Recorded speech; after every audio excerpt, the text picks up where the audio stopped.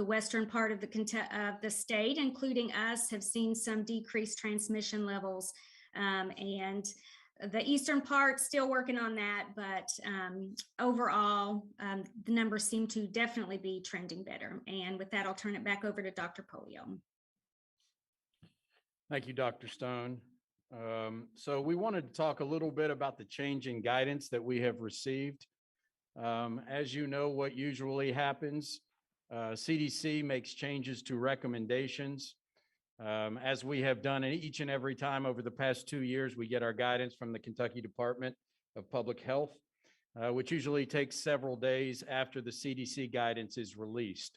We have very little warning that CDC guidance is changing. Just like everyone else who is watching the news, we get it at the exact same time with little warning. So CDC guidance changed. We waited for the Kentucky Department of Public Health. We got some information from the Kentucky Department of Public Health. This was from the information that I have listed is from Commissioner Glass's email dated 2/28. The difficult part of putting together this presentation when we're talking about COVID mitigation is things change pretty quickly. And so we finally got guidance, official guidance from the Kentucky Department of Public Health 4 days ago. So well after we published this. But we have distributed that to you, the official guidance that has the color-coded chart for COVID-19 community level and K through 12 schools. So we just wanted to highlight this essentially. As you can see, when the community levels are classified as high, which is red, meaning schools should continue to implement all layers of prevention strategy, including universal masking for all students and staff indoor and on buses, cohorting in classroom, limited mixing of students, all the things that we have done. When community levels are medium or low, schools do not need to implement indoor universal masking in school settings or on buses. However, targeted mask use is recommended during outbreaks or following exposures. So I think that's the big change that we have seen in the guidance. And you can see some of the other things around quarantine and how they recommend quarantine. I won't read those to you. But you can clearly see what those are in the recommendations. And so that was a big change for us. It was 4 days ago. We've been waiting for the official guidance. We've been pouring through that to look at the guidance and see, and have this first discussion with you since we received this guidance officially 4 days ago. So we are definitely interested in hearing your questions and specifically your feedback. We'll turn it back to you, Chair Porter. Thank you, Dr. Pollio. At this time, we will open up to questions and comments from the board members about the information that has been presented by the superintendent. And I'll start by calling on, and if you don't have a comment or question, that's fine. I just want to make sure that everyone is recognized in the event that they have a question or comment. Start with Dr. Chris, please. Thank you, Chair Porter. Yeah, I mean, I don't have a lot of questions. I mean, as you can probably imagine, I've poured over the guidelines and lots of research regarding it. Obviously, we're headed in a great direction, which is awesome. But I still think that caution is the way that we should go. We still got nationally 1,500 people a day dying of COVID. That's equivalent to a 9/11 every 2 days. That's not anywhere near normal. I understand the desire that some people have I have it, to return to something resembling normalcy, but clearly, with 1,500 people a day dying, we're nowhere near that. I think that, overall, Dr. Pollio, the board, and especially our 16,000, employees have really performed a near miracle in creating a nearly normal school year for kids, and masks have been a central aspect of that. And, and I know you didn't say this, Dr. Pollio, but it seems like doing away with the very thing that has enabled a nearly normal school year seems pretty foolish to me. We just last week or last meeting, a few meetings ago, we spent millions of dollars of taxpayer money for school police. And that's in large part because over the last 20 years, 329 children have very tragically been killed in school shootings. But over 20 years, 329 kids, and over the past 2 years, over 1,000 children have died from COVID-19. And thousands of others have long-term health effects. So again, it seems like caution would be the way to go.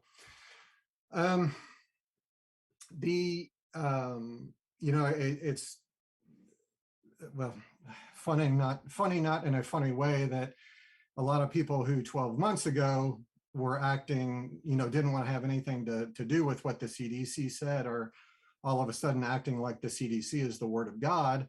And a few other things the CDC says that weren't on the slides are that in the yellow zone, which we are now, thankfully, I believe, that we should, quote, implement enhanced prevention measures in high-risk congregate settings. That's a school, 20 to 30 kids in a classroom, the vast majority of whom are unvaccinated. We know from state vaccination rates, that's a very high-risk congregate setting.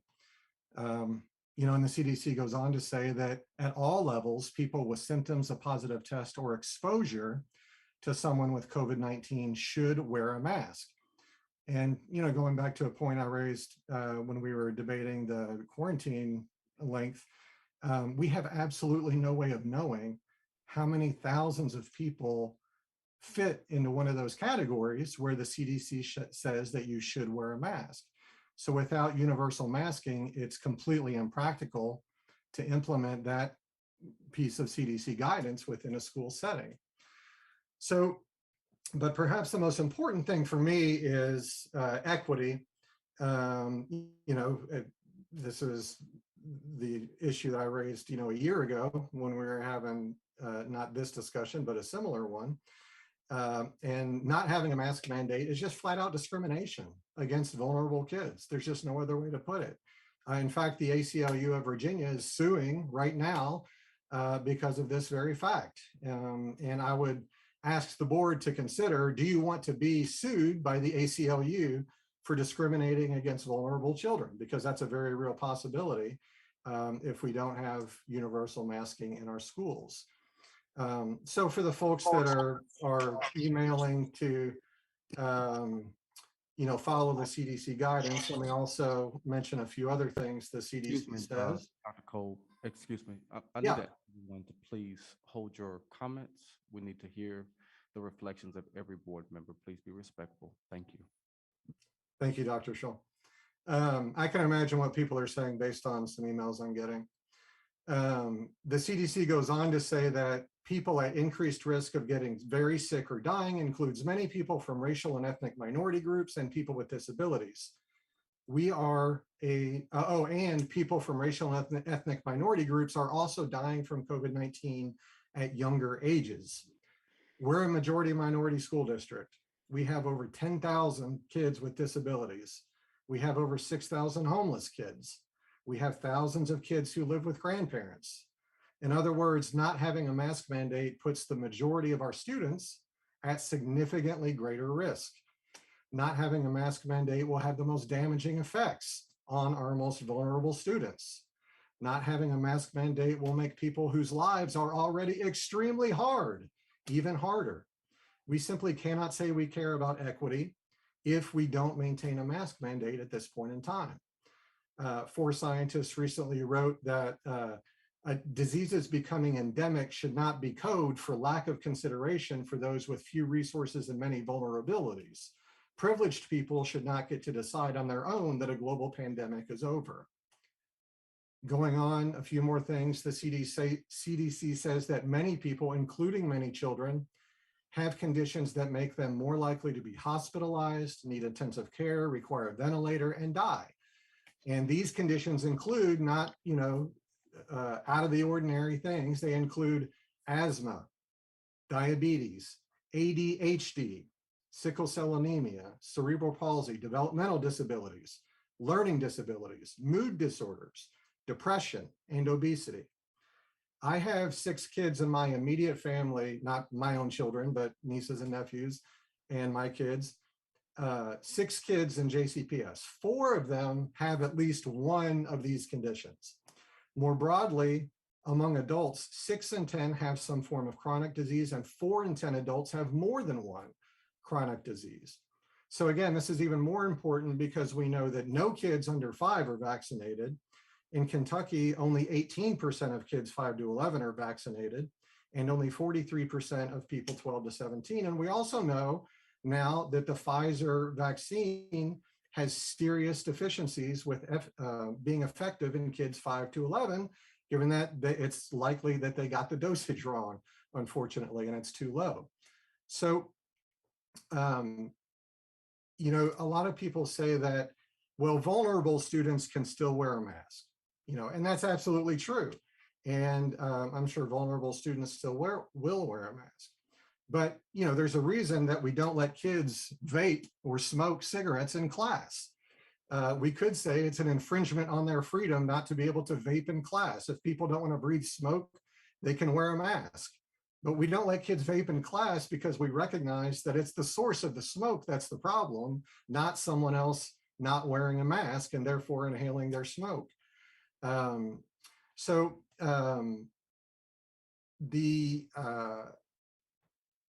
are the main reasons that I believe that it's, you know, not only foolish, but goes against our equity pillar and is, as I said, flat out discriminatory against our vulnerable kids to not have a mask mandate. You know, and of course, nowhere does it say in the CDC or KDPH guidance, nowhere does it say that if you're not in this category, you can't have a mask mandate. It says you don't have to, but it doesn't say you can't. And it sets forth many other criteria that we meet that strongly suggest that you should consider having a mask mandate. So, you know, at this point in time, you know, I understand everybody wants to return to normal, you know, but as I said, we've created a very near normal school year. There are just no downsides to maintaining a mask mandate, none that are documented. You know, there are specific instances, absolutely, where, you know, we may have to let kids slide with, you know, not having their mask on properly, you know, in certain ECE settings or things like that. Absolutely. And we can take that on a case-by-case basis as it merits. But as a district, you know, as I said, it's, I think it'd be very imprudent, not in the best interest of education, of the safety and health and well-being and equity of our students to not have a mask mandate. I think it's callous, you know, frankly, to even consider doing that at this point in time. It baffles me that, you know, some folks want to do it. Having a mask mandate is the very reason we've had kids be able to be in school in person for so long. If that truly is our number one goal, then we should be doing everything in our power to make sure that every kid can stay in school as in person as long as they can. And finally, to conclude, you know, a lot of people are saying, well, you know, we should just, people aren't complying with mask mandates, so, you know, it's really not even worth having them. Yeah, it's a problem that people aren't complying, but there's no area of education, no other area where we take that approach. You know, can you imagine if we said, well, kids aren't turning in their assignments, we should just get rid of classwork, or kids don't want to sit in their seats on the bus, you know what, we should just let them stand in the aisles.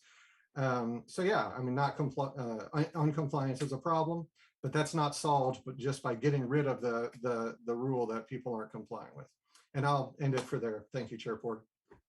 Thank you very much. Our next board member that I will ask if they have questions or comments is Board Member McIntosh.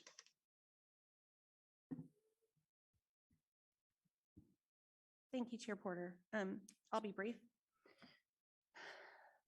Prior to taking my seat, this board had already decided that the recommendations that came from the CDC, the Kentucky State Board of Health, local health and medical professionals is what would be followed. And I think that that was the right decision. I've said many times that none of us are medical professionals. Most of us are educators by trade and by profession. So I think that there are definitely times when we need to defer to the experts. I won't pretend that I am incredibly knowledgeable about germ theory or any of those things. I do think that this is an incredibly difficult decision because it's one in which we have to balance the needs of the whole child. And I won't go totally down the road of John Dewey, but we still have to look at the full impact of our decisions. And while physical health is absolutely paramount, I think that mental health and academic achievement are things that we have to be looking at too. We see that students are, from a practical standpoint, we don't have a lot of data on what masking is doing inside of classrooms because it's too short of a period for that really longitudinal study kind of data to have been collected. But anecdotes, and every anecdote is a child. And I've said that for a long time in my career. Students can't hear their teachers talk. It's definitely every elementary school teacher that I've talked to is impacting, especially our young children, the phonetic awareness, learning a foreign language in a French class. Our English language learners are having a lot more difficult time. So we do have to take a step back, I think, and say, what is the academic impact on wearing a mask in the classroom? And for those of us who work a full-time job where we don't have to wear a mask, I work from home the majority of the time. I don't know about anybody else on the board, what their average day looks like. But I would challenge all of our board members that if you haven't worn a mask for 8 or 9 hours consecutively, that maybe we should do that. And see what that experience is like and how it impacts our interactions during the day. Because I do hear from children and I do hear from parents, and I sit down and I talk to my own kids and their friends. And every time I pick somebody else's kid up and they're in the back seat, I'm like, hey, tell me about this, because I want to hear from kids. And I think that their voice is probably the one that we have heard the least from on this topic. And I want to hear more from students, but I would also be very cautious in saying that we also have to be very mindful of our students with disabilities and with delicate health conditions like Dr. Kolb was talking about. So I don't know what the outcome of any kind of vote or future measure is going to be, but I would encourage you that if you know your child in a class with a student who has one of these underlying conditions, maybe they're just a good friend. Maybe they're just a good neighbor and they wear their mask to help protect that student. But at the same time, I think we have to take a look at what the overall impact of all of our protocols are. The quarantining period, I've talked about this before. I think that shortening it is going to do a lot to help keep our students in school. Achievement gap, we know, is a problem. We know that students who are chronically absent, which that in academic terminology means they're absent 10% or more of the days that school is in session. So if you take a child who's already chronically absent and you quarantine them for 10 days every time somebody in their class has exposed them, you're taking that kid out of school potentially for months over the course of the entire school year. And tutoring and interventions are only going to be so effective and only be able to cover so much ground in that time period. So on one hand, we can look at the academic outcomes and at the end of the year say, oh, wow, achievement gap didn't close or these demographics didn't see the improvement. But then I think one of the really important things that we're going to have to look at the data is look at the number of times those students were also quarantined. Because I can tell you that the kids who missed my class the most were the kids who didn't do well in my class. So I think that that's a big part of it. Teachers are exhausted. No amount of money is worth giving up your planning period, because when you give up your planning period to cover a class, that is an hour of time you are giving up with your family in the evening. We tell all these teachers to have self-care, take care of yourself, but here, cover another class and run all your copies after school and grade all your papers after school and do your lesson plans after school. And that is just not tenable. That's not sustainable. I know that the problem isn't going to be completely solved by shortening the quarantine, but it would certainly help. And right now we need to use all the tools in our toolbox. I actually kind of hate that phrase, but there it is. The other thing that I would add, just going back as a reminder, if we're going to follow the CDC and we're going to follow the state guidelines and things like that, and we say to our families and we say to our community, this is what we're going to do, then they know, oh, if it gets back in the red, we might have to mask up again. If this happens, then that happens, and it's predictable and it's transparent. There's no guessing. There's no wondering, oh, what's the board gonna do? It's there in front of you in, well, not black and white, but red, yellow, and green. And so that is what I recommend. That is what I support, is continuing to follow those medical professionals, listening to their advice. If for some reason something really goes off the rails, we can obviously revisit that at any time. But I just think that we have to defer to the experts on the medical issues. And at this time, those experts are not us. So thanks. That's what I have. Okay, thank you very much. Our next speaker will be Board Member James Craig. Thank you, Chair Porter. This is really difficult. Dr. Kolb, you make good points. I think that everybody on the board, throughout all of our long and time-consuming discussions on COVID-19, have made intellectually defensible, very intelligent points. None of this has been clear-cut. There were folks opposed to our decision to go virtual when we did it in March of 2020, and we decided to continue to do that in August of 2020. There have been people opposed to our mask. There have been people in support of the mask and in support of the other things that we've done. I don't see a way that the JCPS board is going to be able to get community consensus on the way to approach these issues.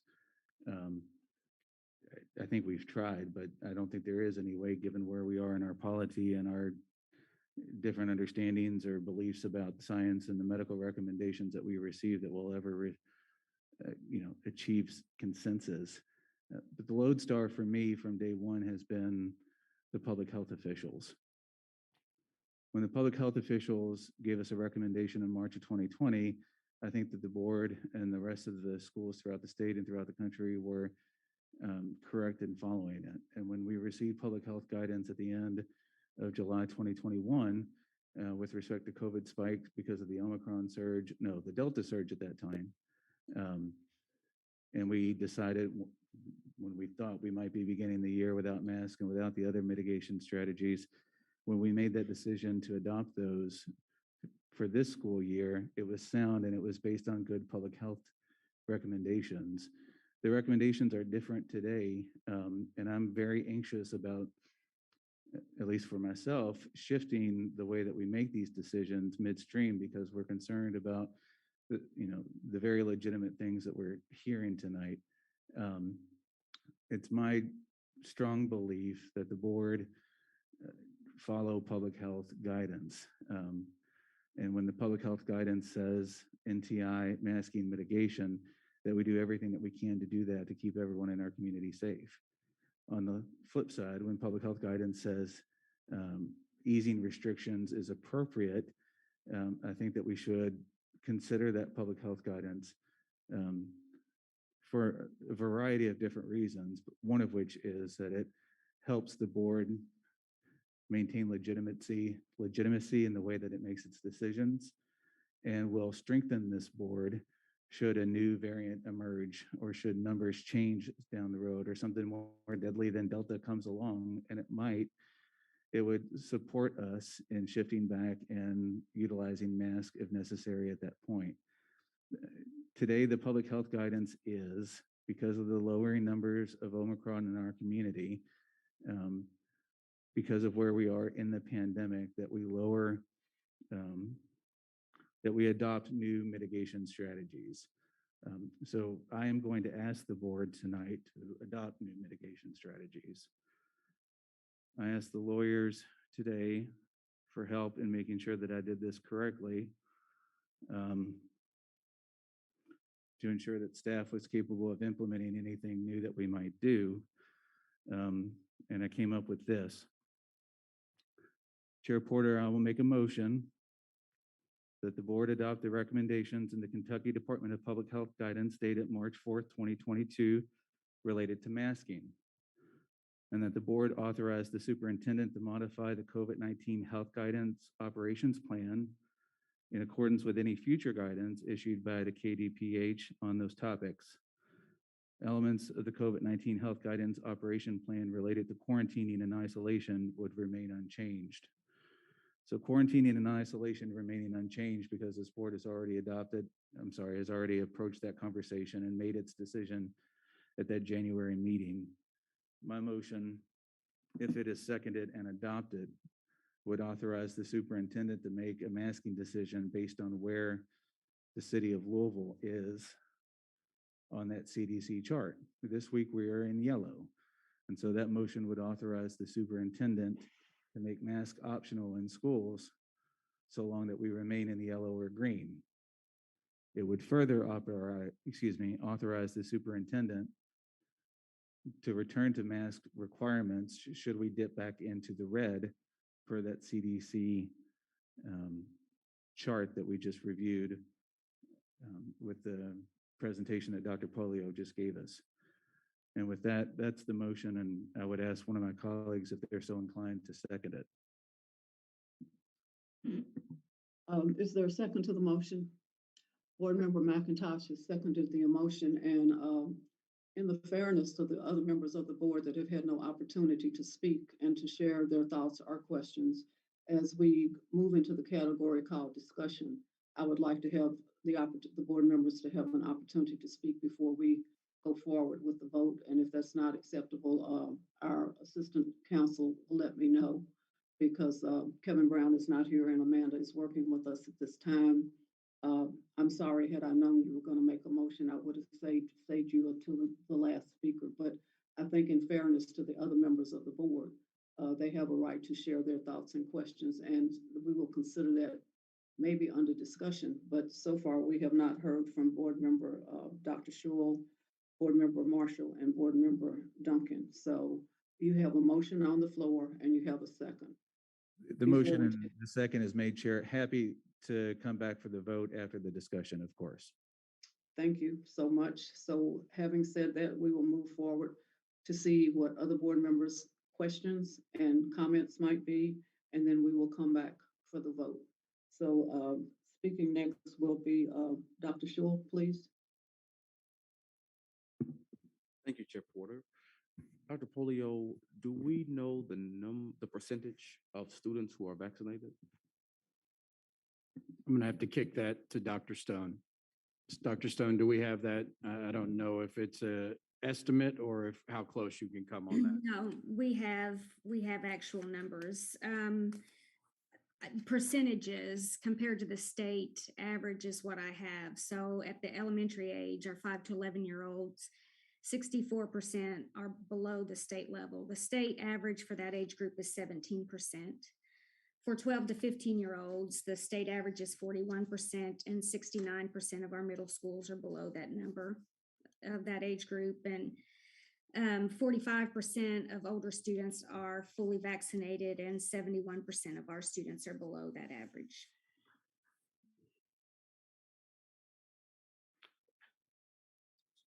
So I heard you correctly to say 49% of elementary school students are vaccinated? 64% are below, yes, are below the state average.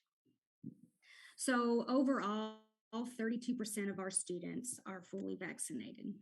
32% of all of our students are vaccinated. Yes. Okay.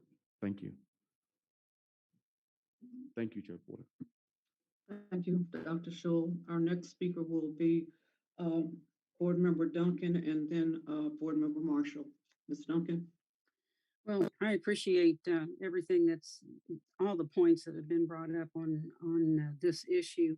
And I'm not going to go back and repeat these. I do want to everybody to think about the fact that, we had masks on and the cases rose precipitously. And we have masks on and the cases are dropping precipitously. So I don't know what role our masks have played in any of this, but I do know those are facts.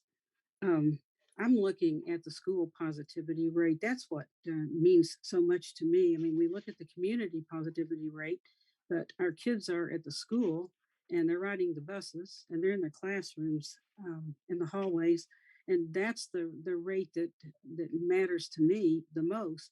And I see we are, when you mentioned 100 cases positive out of 25,000 tested, um, that's quite a low percent. We're below 1% and uh, way below 1% of as a positivity rate. So I think we're seeing that environment at our schools. We were not, our schools apparently have not been in the red, but the community now has dropped from red to yellow. So I think it is time for us to consider the guidance that the CDC is giving us, and I would also support that we would move to mask being optional at this point. Um, and I had a question from a constituent. It was funny. I didn't know. Somebody has said that parents have been given incentives, financial incentives, to have their kids vaccinated, and she sent me part of the ESSER bill that says that can be done, where incentives can be given to have parents get their kids vaccinated. And I guess this is a question for anyone, Eva or Dr. Pollio. Uh, have we made use of that in any of our schools? Not that I'm aware of. No, Dr. Stone, do you have any information on that? We haven't as a district, but we've worked with managed care organizations for families with Medicaid who get incentive gift cards. And we've worked with them to make sure families can have access to those gift cards. Okay, now I know I had not heard of any schools that were doing this or any situation like this, but I thought that was interesting, and because I didn't realize that we even had that option or opportunity. Well, depending on, well, the motion has been made, so I appreciate the motion. Only thing is, I would like to offer an amendment to the motion, and I think we need to put a time limit on this authority that we are granting to the superintendent to be able to look at this again in June and just take a look again and see where we are, where our numbers are, and we're giving that authority. But I don't, I don't think that we need to imply that it's an endless authority. I think we need to put a limit on there and look at June, and then at that point, if we want to renew it, we can, or if we think at that point we don't need it, and that we would rather meet on specific changes that CDC proposes, I think we could do that. But I would like to offer that amendment, whether um, everyone agrees with that or not, I'm not sure, but I would like to offer that and propose that we amend the motion to re-examine this authority that we're giving the superintendent in June. What I would like to do, Ms. Duncan, if you don't mind, is I would like to have Board Member Marshall speak, and before we take a vote, Board Member Craig will restate his motion, and at that time we can ask for an amendment, if that's okay, and if that's not Yes. okay, Kale, No, that's Amanda perfectly fine. will let me know. But in fairness to Board Member Marshall, I want to make sure that he has an opportunity to share his thoughts also, please. Very good. Just wanted to put that out there while I had the floor. Thank you. Okay, thank you. Board Member Marshall? Thank you, Chair Porter. I'm not going to be long. I first just want to take some time to just say a lot of thank yous to everyone who has put in hard work over these last 2 years. I know a lot of us, when we left classrooms in March of 2020, There was optimism that after 2 weeks we'd be back. Even after 2 weeks, there was optimism we'd be back in the fall. Then there was optimism we'd be back by spring. And so every single time it seems that there's optimism that we'll totally defeat COVID, that we'll get past it, and then things will get back to normal. So I thank everybody who has put in the hard work to do what was necessary to get us as close to normal as possible. I just want to take some time to applaud, this board for standing strong in the face of a lot of opposition, a lot of misinformation. This board made decisions that were not popular, but at the end of the day, it was focused on our kids and what they needed. I thank you to this district for everything that it's done to open up testing sites and vaccine clinics and getting nurses into schools. There's been so many ways in which this district has led in the fight against COVID-19 and getting our kids back in school. But I think that, we're going through a shift in what our focus really is now. I don't think that we are no longer in a conversation of defeating COVID. Our public and our community has decided that we're going to live with it. And so we are a public institution. And so as a public institution, in many ways, we're at the whim of the public. And so it doesn't take many of us any time to go out anywhere in our city right now to see that our public has shifted. And so being that it has shifted, we are one of the last ones holding the wall. And we've fought the good fight and we've done what's necessary. But there comes a time where as teachers, we have to give a formative assessment. We've taught the lesson for 2 years now. We've done the work, but it is at a moment in time where it may be time for us to say, we've provided all the resources necessary, all the information is there. And so families, adults, kids who have what's necessary to protect themselves have those things at their disposal. So thank you to those that wore their masks diligently. Thank you to those who immediately, like myself, who went out and got vaccinated, just did our part. So I think that there comes a time where we have to celebrate, where we are and allow for an opportunity to learn this new way that is normal. So that's all the thank yous that I have. I look forward to us having more conversations as we approach this vote. Thank you. Thank you, Board Member Marshall. I just have a few comments to make in reviewing the emails that I have received about masks.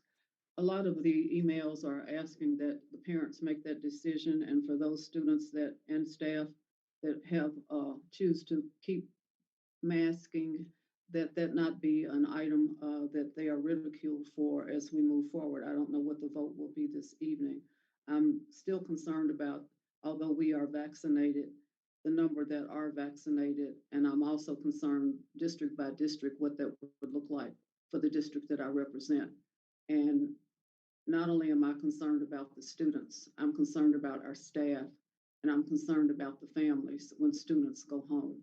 And we have all seen that all those students have been vaccinated, and the booster shot, that does not keep them from getting COVID. So my concern is, I don't think there are, as Board Member Marshall has said, I don't think there will ever be a 0% day.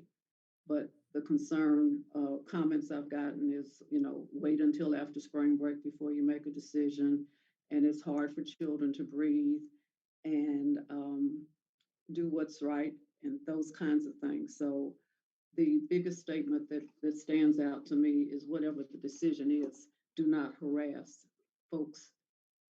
If they continue to want to wear masks, that should be their decision. So that's a question that I have. And also, there is a motion on the floor. And before I ask Board Member Craig to give that motion and Board Member Duncan to give her amendment to the motion, Dr. Pollio, would you tell us where you are in this this process because normally there may be a recommendation. I think in the past, we've had a recommendation from you. So would you mind briefly sharing your thoughts, please? Yes, ma'am. Well, I wanted a little clarity on the recommendation. I mean, this came out, as I said earlier at the beginning of the presentation, 4 days ago, and I have not had the time to or the opportunity to talk to each and every board member about where it is. From the very beginning, I have said to follow the CDC and the KDPH guidance. I mean, that has been, for instance, 2013. I have shared some of my frustrations in the release of these new recommendations without giving input to or allowing school districts to have input, superintendents to have input, and just releasing that data. And the same a little bit with the Kentucky Department of Public Health. But I have said from the very beginning that we err on the side of what the CDC and the Kentucky Department of Public Health says. So your recommendation is? I didn't make a recommendation for this meeting. Okay, I just wanted to be clear. Okay, before I ask Board Member Craig to say his motion again, I also want to say that I think what he is presenting to us is similar to what has been presented in Fayette County at the school district up there.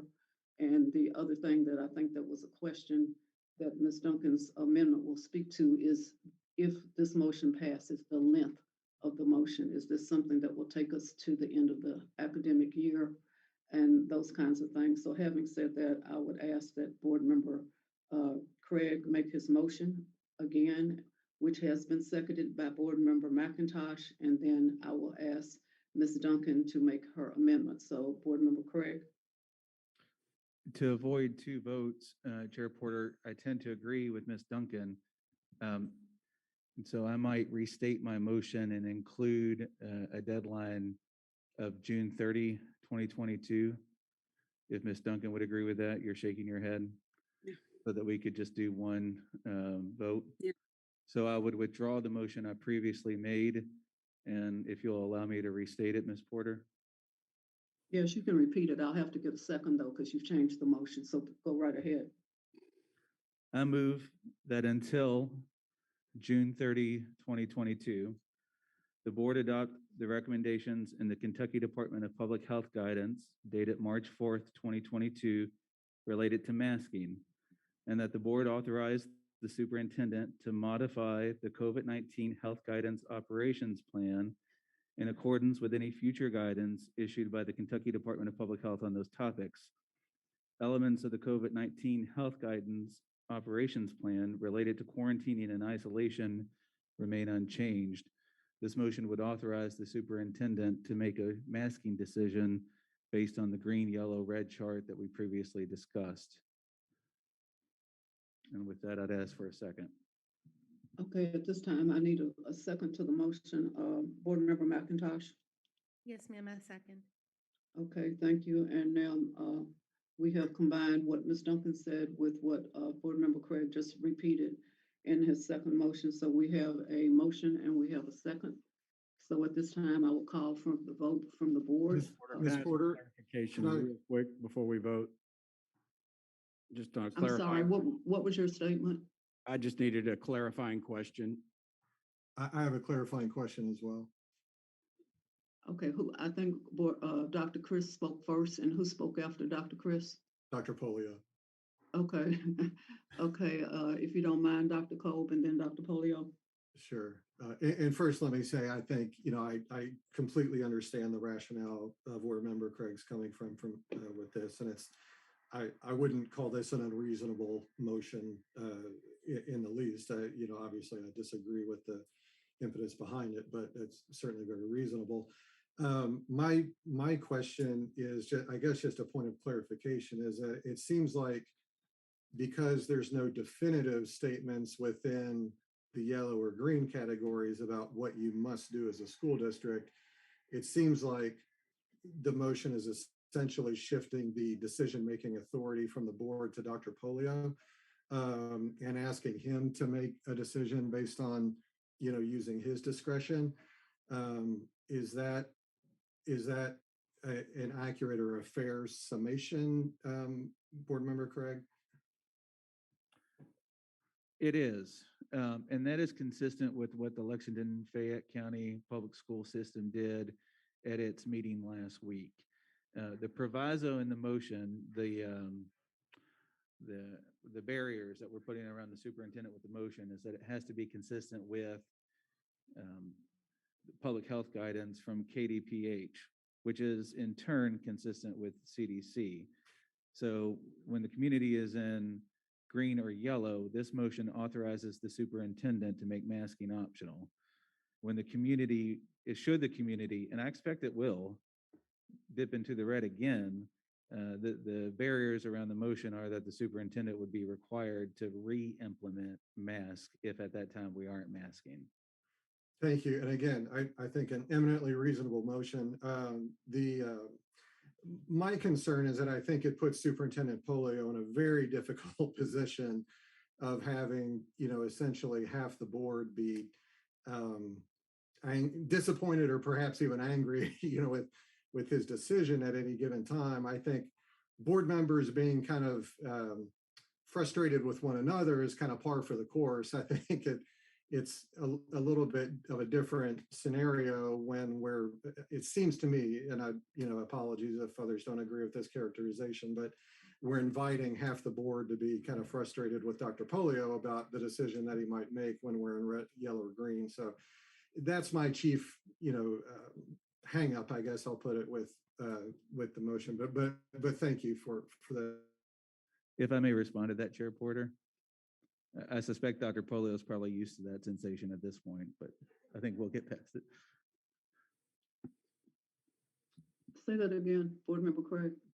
Just that I think he's already used to differing opinions on the board in the middle of COVID. I think that, well, and if you don't mind, let me ask him, do you feel comfortable making this decision, Dr. Pollio? Well, let me ask him to speak first because he was to speak after Dr. Chris. So Sure. after he Thank speaks, then feel free to ask your question, please. I'm trying to go in the order that people are asking to be recognized, if you don't mind. So if we could have Dr. Pollio speak, and then Board Member Craig, you can ask your question. Dr. Pollio. Well, I just wanted to clarify at the vote, I didn't want this, and I do not want this to be a daily or weekly decision that is made. The CDC changes or makes changes to their guidance, if they make any color changes, on a weekly basis based upon data of cases, hospitalizations, et cetera. I spoke with Dr. White personally about a week ago, right before the guidelines were issued. The intention was that yellow would be, whether it's worded correctly or not, their intention in writing the yellow would be non-mandated or optional school masks. So I do want to be clear, I will follow this. I don't want to get into where it's my opinion. From the very beginning, I started with CDC guidance, KDPH guidance, and I know people have disagreed vehemently along the way. And I, as you, have gotten some of the nastiest emails a person could possibly get over this, which I find to be disturbing, that following the CDC and the KDPH guidance would lead to that. But I do want to make it clear that to our board prior to the vote and to the public, that if this is passed, if it is yellow, it would be optional. If we go to red, we would go back and we would have mandated masks.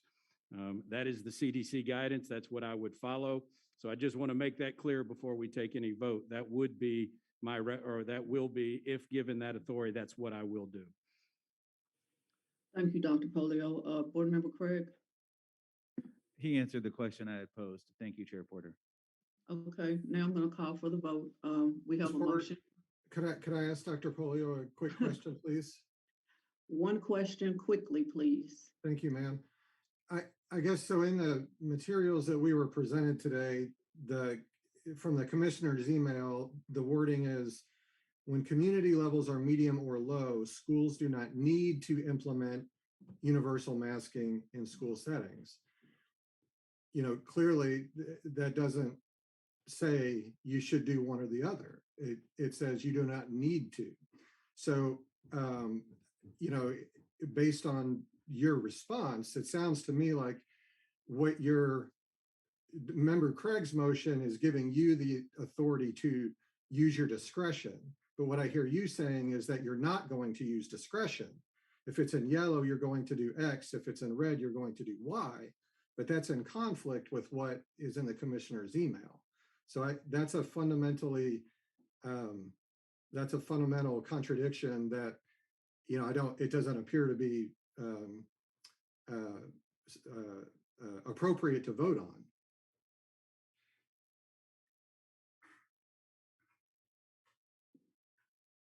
Well, Dr. Kolb, I can't say there may not be a specific situation that arises where I wouldn't use that discretion, especially it came to, you know, I think the intention is specific school, an outbreak at a school that we could, you know, make some decisions and some discretionary decisions if that were to happen. But I also want to be clear before any vote of the guidance I would follow. So I don't want to mislead in that way whatsoever. Okay, before I call for the vote, I want to do what Board Member Marshall did and say thank you to everybody has presented. And thank you to the board, because we have all gotten emails that we never thought that we would ever see in our life.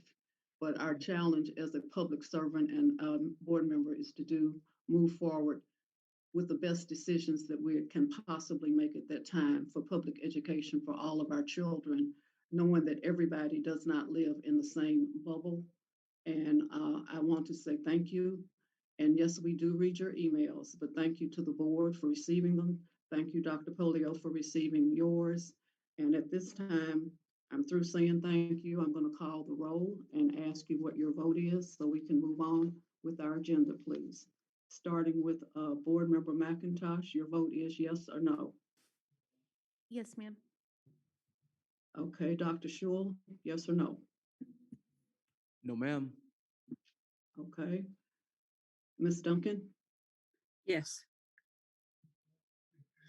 Board Member Marshall, Yes. Board Member Craig, Yes.